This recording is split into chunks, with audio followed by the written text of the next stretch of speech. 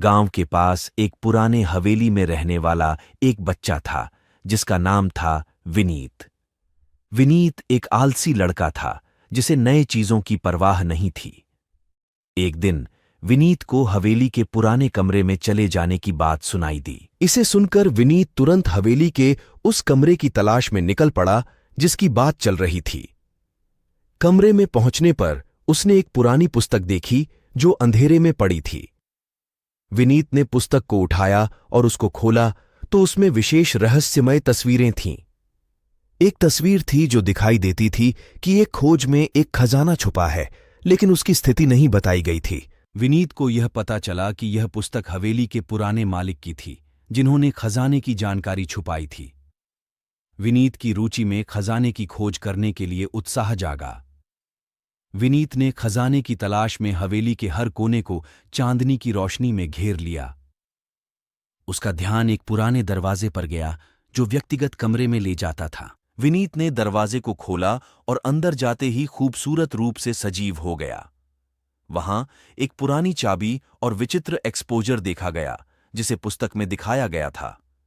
विनीत ने चाबी ली और वहीं जगह पर लगे एक्सपोजर को घूरता रहा। फिर उसने चाबी को एक्सपोजर में डाला और एक छोटी सी बूंद बजाई। एक दिग्गज ध्वनि हुई और एक गुप्त सिरे से एक प्रकाश निकला।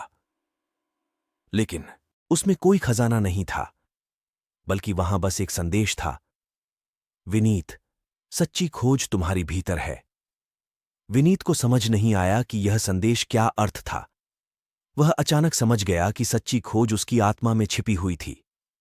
धीरे धीरे उसने खुद को समझने की कोशिश की और अपने अंदर छिपी सत्यता को खोजने के लिए मार्गदर्शन किया। धीरे धीरे उसने अपनी भूली ज्ञान और विचारों की दुनिया में गुस्सा। वहां उसने अपनी असली क्षमता और साहस को पहचाना। जब विनीत ने अपने अंदर की गहराइयों में खोज की तो उसने अनजाने और नए दृश्यों को देखा। उसने अपनी सारी सीमाओं को पार किया और एक नए सोच का सामना किया। जब विनीत ने अपनी आत्मा के सबसे गहरे रहस्य को खोजा तो उसे सच्चाई का पता चला। उसकी सच्ची खोज उसके अंदर की शांति, समृद्धि और संपूर्णता में छिपी थी। विनीत को समझ आया कि खोज करना उसे बाहरी दुनिया की बजाय अपनी आत्मा में स्थित सुंदरता की ओर ले जाता है। वह अब खोज में नहीं, अपनी आत्मा की महानता में लीन हो गया था। उस वक्त विनीत ने समझा कि सच्ची खोज वास्तव में उसकी अपनी शक्ति, साहस और अंतर्दृष्टि में छिपी हुई थी।